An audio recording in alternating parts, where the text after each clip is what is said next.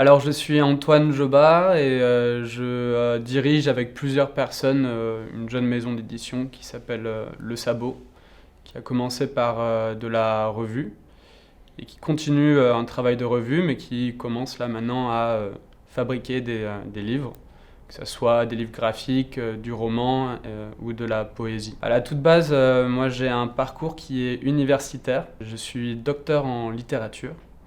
Et puis j'ai vraiment vécu une rupture assez frontale avec le milieu universitaire. Et donc justement, je me suis un peu détourné de cette manière de travailler, de cette manière de vouloir analyser la littérature pour m'engager, la littérature et même le livre, pour m'engager un peu plus directement dans leur conception, dans notre époque donnée. Pendant cette période universitaire, j'ai énormément travaillé sur un auteur du Hainaut qui est Marcel Moreau.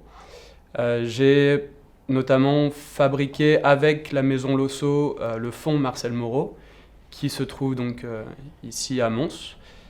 Donc c'était un travail de longue haleine, je dirais presque de plusieurs années, même si concrètement ça a duré quelques mois, quelques semaines. Mais donc de sélection chez Marcel Moreau qui habitait à Paris, là où je l'ai rencontré, et donc de sélection de manuscrits, de textes, et donc de travail auprès de sa bibliothèque d'archivage pour l'amener ici à Mons, pour qu'il puisse être à la disposition de toutes et tous. C'est vraiment Marcel Moreau qui a été un pivot dans la fondation de notre maison d'édition maintenant, puisque c'est lui qui est vraiment à la base aussi de l'idée que l'on avait de cette revue. C'est donc une revue qui s'appelle Le Sabot. Ça s'est lié donc à l'étymologie du sabotage, qui est donc à la base un sabot, donc une chaussure en bois glissée par l'ouvrier dans une machine pour la bloquer. Et c'était une conception de la littérature très subversive que revendiquait énormément Marcel Moreau. Et donc un appel comme ça à saboter la langue, à saboter une sorte de confort intellectuel, à saboter une manière de percevoir la littérature qui peut paraître, l'art en général en fait, qui peut paraître parfois déconnecté un peu du quotidien ou d'une forme d'accessibilité.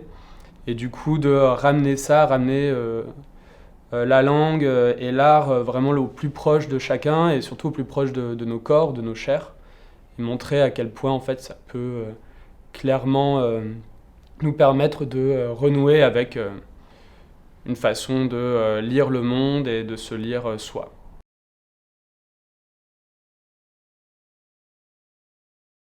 Donc l'œuvre de Marcel Moreau, comme c'est une œuvre immense, il n'y a pas vraiment un seul livre qui a pu me marquer, c'est plus un courant de pensée qui a vraiment influencé beaucoup de mon travail et beaucoup du travail de notre collectif au sein du Sabot, parce que je les représente un peu là, ici.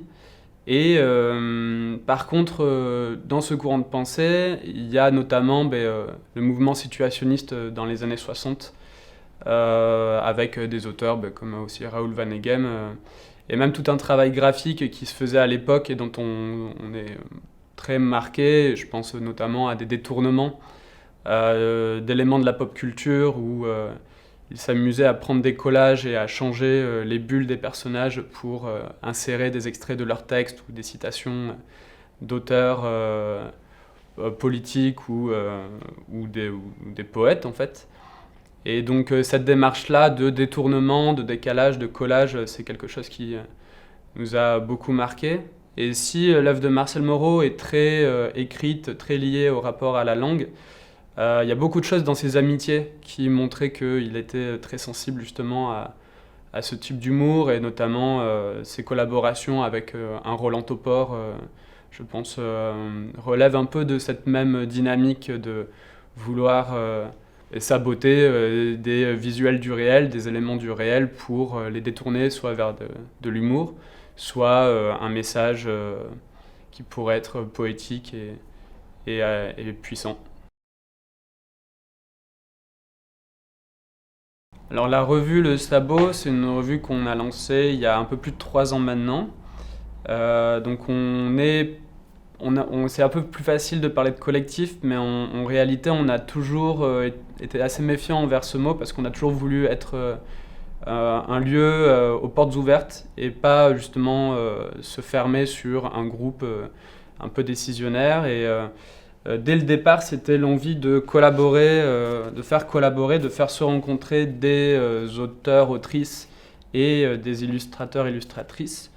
Parce qu'on a tendance un peu quand on écrit, surtout quand on est jeune, à se renfermer un peu et à pas forcément être à l'aise dans des moments de rencontre. Et là, c'est l'occasion de briser certaines barrières. Et c'était aussi l'occasion de briser même des barrières générationnelles. Donc dès le premier numéro, ici, du Sabot, donc il y avait donc un texte de Marcel Moreau qui parle du sabotage en tant que démarche littéraire. L'illustration, c'est Anouk Buron, qui est une jeune illustratrice parisienne qui avait 18 ans au moment de faire ce dessin. Donc voilà, Marcel Moreau qui avait 84 ans à l'époque et Anouk, ils ont pu se rencontrer, ils ont pu échanger, découvrir l'un de l'autre. Et ces moments de rencontre sont vraiment les moments de rareté qu'on essaye de provoquer le plus possible. Mais même entre différents styles d'écriture, différents styles de dessin, en littérature, que ce soit de la poésie, de la nouvelle ou de l'essai, du pamphlet, et en dessin, des choses qui sont très illustratives, justement un peu à la Topor, ou des choses qui sont un peu plus graphiques, donc réalisées vraiment avec des tablettes graphiques, avec des logiciels informatiques, et même de la photographie. Donc voilà, des collages. On a un superbe roman photo dans le tout premier. Donc voilà, il y avait vraiment l'envie, à travers l'objet de la revue, de mêler différentes sensibilités à travers cette envie-là, et qu'on a tenté de résumer, qu'on tente de résumer à chaque fois avec un édito qui prolonge en fait le tout premier, qui est le manifeste Sans dogme, que j'avais écrit du coup à ce moment-là. Et en fait, on aime bien l'idée que ce manifeste sans dogme se perpétue d'un numéro à l'autre, où en fait chaque numéro est thématique et en fait apporte un chapitre nouveau à ce manifeste sans dogme. Donc dans le premier, on parle un peu du sabotage et de pourquoi est-ce qu'on veut se réapproprier ce mot. Dans le deuxième numéro, c'était sur le confort. Ensuite, on a eu le sexe, le travail, la violence, la terre, donc avec une vision assez radicale de l'écologie, la soif, la honte, et le dernier donc était sur la ville, et celui qui va apparaître sera sur le piège. Donc on a à chaque fois des thèmes qui sont autant de chapitres à ce premier manifeste sans dogme, dont je peux vous lire un rapide extrait qui est assez rapide puisque c'est une fausse liste en fait. Donc voilà, un peu pour parodier le ton justement des manifestes un peu premier degré. Donc, mais on croit à chacun de nos mots, attention. Donc le 1, numéro 1, toute certitude appelle au sabotage. 2, le sabotage est une action individuelle mais provoquée par tous. En cela, le moindre sabotage est affaire collective. 3, l'efficacité de la parole poétique consiste en un savant sabotage des limites. 4. On ne prétend rien dire de nouveau, simplement d'une manière légèrement différente. Aucune invention, mais aucun retard non plus. 5. Tout est là, dans l'instant, et l'homme s'appuie sur les répétitions pour affirmer toujours plus sa différence. Mais les listes fatiguent, les recettes ne sont jamais fixes. Le principal est que la cuisine reste ouverte et accessible à toutes les salives, toutes les bouches béantes. Donc voilà un peu, il y a souvent un ton qui peut être bien pamphlétaire, satirique, mais on veut toujours mettre en avant un côté, se réapproprier aussi en fait l'esthétique. En général, quelque chose qui soit beau, et se réapproprier justement cette relation-là et l'utiliser pour parler de ce que l'on vit et de moments un peu difficiles, notamment politiquement aujourd'hui, dans ce début bien mouvementé de 21e siècle. Et on s'est assez vite rendu compte qu'il y avait beaucoup de collectifs qui étaient vraiment dans une même dynamique. Je voudrais parler d'un collectif avec qui on travaille beaucoup et avec qui on s'engage pas mal. Quand on fait quelque chose à Paris ou à Lille, on les invite, et quand ils organisent des choses à Bruxelles ou ailleurs, ils nous invitent à leur tour.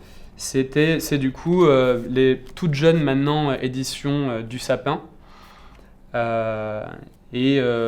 voilà, que je vous invite à découvrir. Ici, j'ai qu'un seul livre, mais il y en aura bientôt beaucoup d'autres à venir.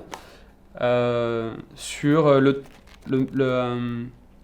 mariage entre l'illustration et la littérature. Il y a aussi une revue qu'on aime beaucoup, qui est la revue Pli, dont j'ai un exemplaire ici.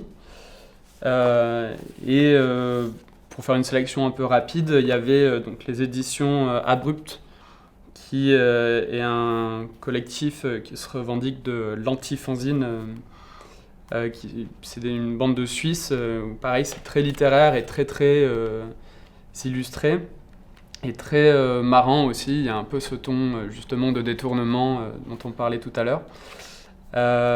Et en fait, juste pour parler de ces trois groupes, il y a un peu l'envie d'impliquer beaucoup plus profondément l'art et la littérature dans des scènes du quotidien, dans nos manières de percevoir la politique et toutes les crises qui peuvent être liées autour de ça. Je pense aux questions écologiques, aux questions sociales. Et même c'est une manière vraiment de percevoir le livre d'une certaine façon, puisque par exemple les complices d'Abrupt font de très très beaux livres qui sont assez efficaces graphiquement et donnent toujours un lien vers le même livre, mais téléchargeable gratuitement sur leur site. Donc il y a toujours quelque chose aussi de vouloir rendre accessible leur contenu, tout en ayant un amour comme ça de l'objet du livre, et en faisant bien quand même une sorte de pont amour-haine parfois entre un objet qui va être purement informatisé et le besoin d'avoir quand même dans sa bibliothèque un livre, un objet imprimé et quelque chose qui puisse être manipulé. Et ça, c'est quelque chose, oui, je crois, auquel on tient un peu tous dans cette culture un peu du fanzine à la base, de vouloir être accessible au plus grand nombre, que ça soit pas compliqué, que si on veut, chacun peut l'imprimer chez soi, tout en organisant des moments où on peut être soutenu par des lecteurs qui peuvent trouver nos revues, nos livres chez un libraire ou ailleurs. Cette dynamique un peu fanzine de revues que l'on a, qu'on continue à avoir, évolue tout de même de notre côté, puisqu'on se lance dans la maison d'édition avec un premier livre qui va compiler les 5 premiers numéros de notre revue, et qui sera vraiment pas le même objet. On a passé finalement beaucoup de temps avec nos graphistes pour fabriquer ce livre, alors que on peut avoir l'impression que juste de compiler les premiers numéros, ça peut être simplement voilà, un effet de collage, alors que ça a été clairement un long travail de mise en page et de repenser en fait l'objet qui n'est plus une revue mais qui va être vraiment un beau livre, en travaillant avec des nouveaux graphistes, en voulant mettre de la couleur alors que nous on était plutôt noir et blanc, en mettant en avant de nouveaux graphistes, où j'ai apporté aussi justement une maison d'édition amie qui s'appelle les éditions Divergence. Donc ça, ce sont mes exemplaires, je les tripote beaucoup, mes livres, je les abîme énormément et je les prête aussi beaucoup. Mais du coup, donc voilà, à partir vers des choses très colorées. Il y a la graphiste qui s'est occupée donc, de Divergence, Morgane Mas, qui travaille avec nous, avec Maxime Delavé et Franz Duraigne. Je trouve ça important de les noter parce que le travail graphique est vraiment essentiel dans nos manières de travailler et d'allier justement ces perceptions littéraires, ces perceptions illustratives et ce travail graphique qui va donner vraiment le rendu final et qui va vraiment faire que notre travail sera lisible ou pas.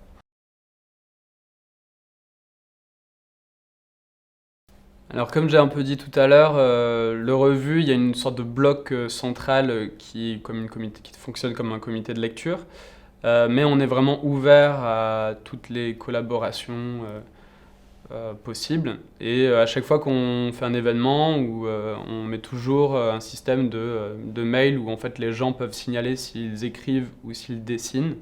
Et du coup, on peut faire des appels à texte ou à illustration par ce biais-là, en leur donnant le prochain thème. Et ça, c'est quelque chose vraiment qu'on veut garder, c'est justement une sorte de mise en avant de personnes qui sont anonymes, qui n'ont pas forcément un bagage scolaire, forcément lié à la littérature ou à l'illustration. Et on a vraiment envie de mettre en avant des talents quoi, qui ne sont pas tellement visibilisés. Et c'est pour ça que toutes les collaborations sont la bienvenue. Après, bon, on est limité dans le format court de notre revue et dans l'avis parfois tranchant de certains de nos lecteurs, lectrices qui font partie de ce comité-là.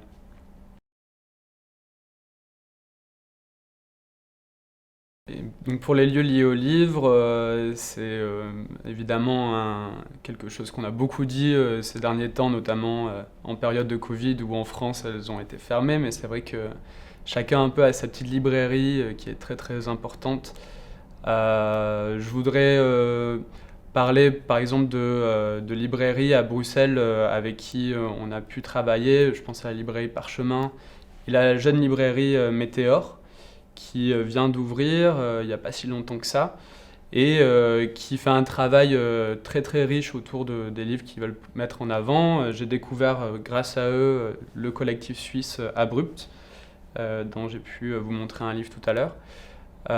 Mais au sein du Sabot, on a toujours eu la volonté de sortir aussi de lieux comme ça qui sont consacrés aux livres et qui sont essentiels pour nous. Mais on a toujours eu envie de justement fabriquer des librairies ou des lieux de fabrication de livres un peu éphémères, là où on organise des rencontres, que ce soit dans un bar, une maison Losso, un squat ou n'importe quel autre lieu. Toute l'équipe des éditions du Sapin aussi, que j'ai mentionné tout à l'heure, sont assez essentiels dans cette image-là, parce que c'est des gens qui sont très impliqués, notamment dans la ZAD d'Arlon, donc au sud du pays. Et ils ont fait un livre sur justement... ils ont publié un livre sur tous les poèmes qui ont pu être écrits sur cette ZAD, avec beaucoup d'illustrations. Ils ont un rapport comme ça où ils ont du coup fait une bibliothèque sur place, avec des moments de lecture, des moments de musique, des moments de rencontre pour faire le lien justement entre ces moments, cet élan littéraire et artistique et quelque chose qui est vraiment lié à une urgence présente et actuelle.